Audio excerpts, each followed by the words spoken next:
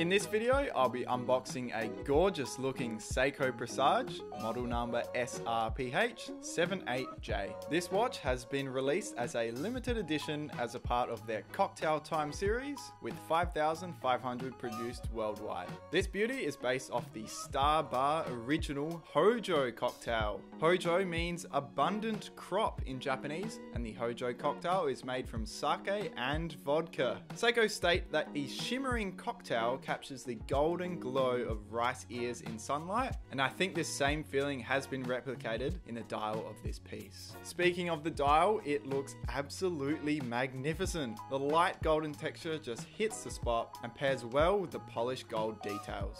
Making this video, I constantly found myself staring at this watch, just moving it around, letting it catch the light. It's just lovely. The pattern almost looks like hand-painted brush strokes and is definitely a standout feature for me. Other standout features include the tack sharp dial furniture. I love how Seiko have kept everything gold on this watch because it makes for a consistent design language. The detailed simplicity works for this type of watch. All that is on the dial is a small date window and of course the Seiko and Presage logos. For a dress watch, you don't want a busy dial, and from afar it should look fairly simple, but up close is where this watch shines. Moving on to other parts of the watch, the leather band included is nice and thick, and the overall quality is on par for what you'd expect at this price range. The One Touch double fold clasp is completely coloured in gold, and again, feels high quality. Going over some specs, starting with the case diameter, which measures in at 40.5 millimeters.